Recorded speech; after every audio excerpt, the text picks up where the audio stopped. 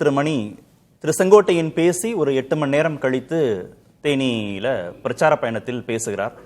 செய்தியாளர்கள்ட்ட எதிர்பார்ப்பு இருக்கு, எப்படியாவது இது குறித்து பேசுவாரான்னு. ஏன்னா அதற்கு சற்று முன்பாக அவர் வந்த வாகனத்தை பெண்கள் முற்றுகை போராட்டம் பண்ணாங்க, ஒருங்கிணைப்பை வலியுறுத்தினாங்கன்னா செய்திகள் வந்து. ஆனால் கடந்து போறார் திரு எடப்பாடி பழனிசாமி. இந்த மௌனம் எதை உணர்த்துகிறது? எனக்கு தெரியல. அந்த மௌனம் எதை உணர்த்துன்னு எனக்கு தெரியல. பிரைமரி இஷ்யூ வந்து அவரோட பதவிக்கு, அவரோட பொதுச் செயலாளர் பதவிக்கு நாளைக்கு வாய்ப்பு கிடைத்தால் ஆட்சிக்கு வந்தால் முதலமைச்சர் பதவிக்கு ஆபத்து வரக்கூடாது என்பதுதான் அவரோட பிரைமரி கன்சர்ன். இப்போ நம்ம முதல்ல பேசும்போது அது கட்சிக்கு நல்லது, தமிழ்நாட்டுக்கு நல்லது, ஜனநாயகத்துக்கு நல்லது, எதிர்கட்சிகளுக்கு நல்லது, எல்லாம் நல்லது. எடப்பாடிக்கு நல்லதானா அது கேள்விக்கு பதில் இல்லை. நல்ல அவங்க தான் அது முடிவு செய்யணும். இதில் எக்ஸ்டர்னலாக வெளியிலேருந்து பிஜேபி முயற்சி பண்ணதுன்னு சொல்கிறாங்க. கண்டிப்பாக அது வந்து அவங்க வந்து இந்த அலைன்ஸ் வந்து ஆல்ரெடியே ஜெல் ஆகலை, டேக் ஆஃப் ஆகலை. ஏடிஎம்கே பிஜேபி அலையன்ஸ் 5 மாதம் ஆகுது. ஏப்ரல் 11 அனௌன்ஸ் பண்ணார் அமித்ஷா. பிஜேபியோட கவனம் முழுவதும் இப்போ பீகார் எலெக்ஷனில் இருக்குது. நவம்பருக்கு பிறகு தான் இந்த பக்கம் திரும்ப போகுது. இந்த கண்டிஷனில் ஏடிஎம்கே வச்சுக்கிட்டு அவங்க அலையன்ஸும் ஜெல் ஆகாமல் கீழே போனாங்கன்னா விஜய் ஃபேக்டருக்கு, நம்ம இது எல்லாத்தையும் பேசும்போது வெற்றி தோல்வின்னு பேசும்போது விஜய் ஃபேக்டரை ஒதுக்கிட்டு பேச முடியாது. அப்படி இருக்கும்போது ஒன்றுபட்ட அதிமுக இல்லைன்னா இந்த அலையன்ஸால் பிஜேபிக்கு எந்த பிரயோஜனமுமே கிடையாது. அதனால் அவங்க எப்படியாவது இந்த அலையன்ஸை ஒன்றுபடுத்தணும்னு தான் விரும்புவாங்க. இல்லை திரு எடப்பாடி பழனிசாமி விருப்பப்படாமலும் கூடவா கன்வின்ஸ் பண்ண ட்ரை பண்ணுவாங்க. ஏதாவது ஒரு கிவ் அண்ட் டேக் இருக்கும். அப்படி ரொம்ப ரிஜிடாக அவர் இருக்க முடியுமான்னு தெரியல. இதில் இன்னொரு ஆபத்து எடப்பாடிக்கு என்ன இருக்குன்னு நான் பார்க்குறேன்னா, அவர் அந்த 6 பேர் கடந்த ஆண்டு வந்து அவங்க பேசினாங்கன்றதை இன்றைக்கி செங்கோட்டையன் முதல் முறையாக அதிகாரப்பூர்வமாக அறிவிக்கிறார். மற்றவங்களும் இனிமேல் எடப்பாடியோடு இருக்கக்கூடிய இந்த ஒற்றுமை வேண்டும், ஒருங்கிணைப்பு வேண்டும்னு சொல்லக்கூடிய மற்றவர்களும், எடப்பாடியோடு இருக்கக்கூடிய முன்னாள் அமைச்சர்கள், தலைவர்கள், அவர்களும் இனிமேல் பேசுவதற்கு வாய்ப்பு இருக்கிறது. அதுதான் இன்றைக்கி நம்ம பார்க்க வேண்டிய முக்கியமான ஒரு விஷயம். அவங்க ஓப்பன் அவுட் பண்ணுறதுக்குமான ஒரு வாய்ப்பை வந்து இன்றைக்கி அவர் ஏற்படுத்திட்டார். அப்படி வந்ததுன்னா அது இன்னமும் அழுத்தத்தை அவருக்கு கொடுக்கும். திரு கேசி, இப்போ அதுக்கு நம்பிக்கை இருக்கா? திரு வில்சன் போன்றவர்கள் ரொம்ப உறுதியாக ஒருங்கிணைப்புக்கான சாத்தியக்கூறுகள் இல்லை அப்படின்றத அழுத்தமாக பதிவு செய்கிறார்கள். திரு செங்கோட்டையின் மாதிரியான குரல்கள் இன்னும் அதிருப்தி குரல்கள் அதிகரிக்க வாய்ப்பு இருக்குன்னு நீங்கள் நினைக்கிறீங்களா? நிச்சயமாக அதிகரிக்கும். ஆனால் நான் அறிந்தவரை திரு எடப்பாடி பழனிசாமி அவர்கள் அவரே முதலமைச்சர் வேட்பாளராக தொடரலாம். இதை கிட்டத்தட்ட எல்லோருமே ஏற்றுக்கொள்வார்கள். இதுக்கு பெரிய இல்லை நான் தான் முதலமைச்சர் வேட்பாளர்னெல்லாம் சொல்றதுக்கு யாருக்கும் தார்மீக உரிமை இல்லை. நானே ஒத்துக்கிறதைய. அவரே பொதுச் செயலாளராக தொடரலாம்.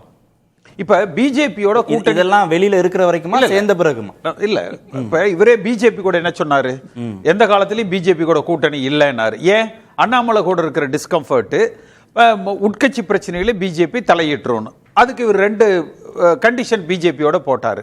அண்ணாமலை வந்து ஒதுக்கி வைக்கப்படணும், அல்லது அந்த ஹெல்ம் ஆஃப் த அஃபேர்ஸ்ல இருக்கக்கூடாது. அடுத்து உட்கட்சி பிரச்சனையில பாஜக தலையிடக்கூடாது. அவங்க ஏத்துக்கிட்டாங்க. உடனே இவர் அக்செப்ட் பண்ணிக்கிட்டார். அப்ப அது மாதிரி இதுல அவருக்கு என்ன பெஸ்ட் டீலா இருக்கலாம்? அவரே முதலமைச்சர் வேட்பாளராக முன்னிறுத்தப்படணும், அவரே பொதுச் செயலாளராக தொடரணும். ரைட், இதை எல்லாருமே ஏத்துப்பாங்க. எனக்கு தெரிஞ்சு நான் ஏத்துக்கிறேன். கிட்டத்தட்ட எல்லோருமே அதை செங்கோட்டையனை ஏத்துப்பாரு. ஓபிஎஸ்ஓ, தினகரனோ, சசிகலாவோ இதை வந்து யாருக்கும் மாற்று கருத்து இருப்பதற்கு வாய்ப்பு இல்லை. அடுத்து நான் தெரிந்தவரை எடப்பாடி பழனிசாமி அவரோட கேரக்டர் வந்து இதை நெகட்டிவ் பண்ணணும்னா, இந்நேரம் யாராவது ஒரு பத்திரிகையாளர் கேட்டிருப்பாங்க அல்லது கேட்க சொல்லியிருப்பாங்க, அட கெடு விதிச்சா விடிச்சிட்டு போறாங்கப்பா, வண்டி எடுப்பா போலாம், நேராச்சு, அந்த மாதிரி ஏதாவது களவு கீழே சொல்லிட்டு இதை நெகட்டிவ் பண்ணிட்டு போயிருப்பார். ஆனா இப்ப இதுல அவர் வந்து கொஞ்சம் நிதானிச்சிட்டார். மௌனம் சம்மதம்னு புரிஞ்சுக்கிறீங்க? மௌனம் சம்மதம்னு கூட நான் எடுத்துக்கல. நம்ம தவறுதலா கூட ஒரு வார்த்தையை விட்டுறக்கூடாது. இது என்ன ஒரு சச்ச சென்சிட்டிவ் இஷ்யூ, தொண்டர்கள் இடத்துல, மக்கள் இடத்துல ஒரு எதிர்பார்ப்பு இருக்குன்னு. அப்ப இந்த ரவுண்டு சுற்றுப்பயணத்தை முடிச்சிட்டு பல பேரோட ஒரு ஆலோசனைகளோ கருத்தாக்கமோ ஏற்படுத்தப்படலாம். அடுத்து எல்லோரும் வலிமையா சொல்ற ஒரு கருத்து, எடப்பாடி பொதுச் செயலர் ஆயிட்டாரு, அசைக்க முடியாத தலைவர் ஆயிட்டாருன்னா எல்லாமே பாஜகவினுடைய அனுக்கிரகத்தால். பாஜகவினுடைய அனுக்கிரகத்தால் மட்டுமே அவர் இன்றைக்கும் பொதுச் செயலாளராக தொடர்ந்து கொண்டு இருக்கிறார். பாஜக இவர் இருக்கக்கூடாதுன்னு நினைச்சாங்கன்னா 24 மணி நேரத்தில் அந்த மாற்றங்கள் வந்து நடந்துரும். ஓகே திரு வில்சன், 2 முக்கியமான பொறுப்பு, ஒன்று முதலமைச்சர் வேட்பாளராக முன்னிறுத்துறதா இருக்கட்டும், கட்சியின் பொதுச் செயலாளர் இருக்கட்டும், ரெண்டுலையுமே இணையணும் நினைக்கக்கூடிய மூத்த தலைவர்கள் எந்த சிக்கலும் பண்ணாத நிலையில இணைப்பு ஏன் எளிதா சாத்தியமாகறதுக்கான வாய்ப்புகள் இருக்கக்கூடாது? இல்ல அவர் முதலமைச்சர் வேட்பாளர் அப்படின்றத இப்ப நீங்க சொன்ன அந்த பிரச்சனைக்குரிய தலைவர்கள் யாருமே வெளிப்படையா சொல்லல. அவங்க எல்லாம் என்டிஏ கூட்டணியில ஏற்கனவே இருந்தவங்க. ஒருவேளை இப்ப நம்ம கேசிபி சொல்ற மாதிரி அப்படின்னா, இப்ப கேசிபி ஓப்பனா வெளிப்படையா சொல்றாரு, ஆமா அவர் முதலமைச்சர் வேட்பாளர் தான், அதுல மாற்று கருத்து கிடையாது. அப்படி மற்ற தலைவர்கள் யார் யாரை ஒருங்கிணைக்கணும்னு நினைச்சாங்களோ அவங்க அந்த மாதிரி சொல்லவே இல்லை அப்படின்னு நமக்கு தெரியும். ஆனா என்ன ஒரு குறைனா, பிஜேபி கிட்ட அவங்க இருந்தாங்க. அப்போ பிஜேபி அதிமுக கூட கூட்டணி வைக்கிறதுக்கு முன்னாடி அவங்க கிட்ட கன்சல்ட் பண்ணி, ஐயா நாங்க பிஜேபி அதிமுக கூட கூட்டணி வைக்க போகுது, எடப்பாடியா தான் முதலமைச்சரா அறிவிக்க போகிறேன், நீங்க அதுக்கு ஏத்துக்கிறீங்களா, இல்ல நீங்க அப்செக்ஷன் தெரிவிக்கிறீங்களா, இல்ல நீங்க கூட்டணியை விட்டு வெளியே போக போறீங்களா, இதை அங்க பரிசீலிச்சுட்டு அதற்கு பிறகுதான் அவங்க கூட்டணியில வச்சிருக்கணும். இது ஒன்று. இது ஏன்னா அந்த பிஜேபி அதை செய்ய தவறியதா இல்ல அமித்ஷா செய்யலையான்றது தெரியல.